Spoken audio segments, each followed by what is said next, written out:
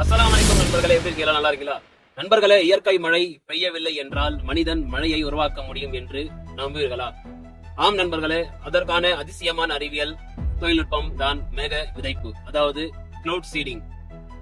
இதன் செயல்முறை எப்படி இருக்கிறது என்று பார்ப்போம் வாங்க.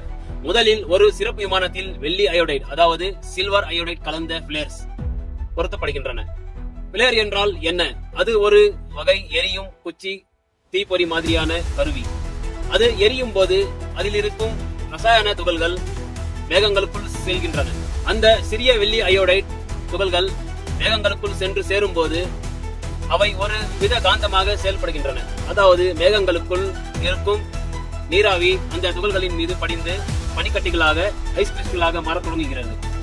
பனிக்கட்டிகள் சிறிது சிறிதாக பெரிதாகி காற்றில் மிதக்க முடியாத அளவுக்கு கனமாகி விடுகின்றன. அப்போது அவை மேகத்தில் இருந்து கீழே விழ தொடங்குகின்றன. கீழே விழும்போது அந்த பனிக்கட்டிகள் பல இடங்களில் உருகி நம் அனைவரும் எதிர்பார்க்கும் மழை துளிகளாக மாறுகின்றன.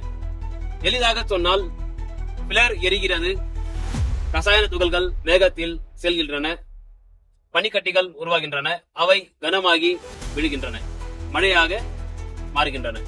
இந்த தொழில்நுட்பம் தற்போது ஐக்கிய அரபு எமிரேட்ஸ், சவுதி அரேபியா, சீனா, அமெரிக்கா, இந்தியா போன்ற பல நாடுகளில் பயன்படுத்தப்படுகின்றன.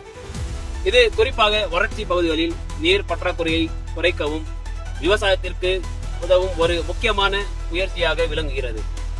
ஆனால் நண்பர்களை நினைவில் கொள்ள வேண்டும், இது இயற்கையை மாற்றும் தொழில்நுட்பம் என்பதால் இதன் சுற்றுச்சூழல் தாக்கம் குறித்த ஆராய்ச்சிகளும் தொடர்ந்து நடைபெற்று கொண்டிருக்கின்றன. வானில் மழை இல்லை எனினும் மனித அறிவு வானத்தை தொடுகிறது, தாகம் தணிக்கும் துளிகளாக மேகத்தை மழையாக்குகிறது.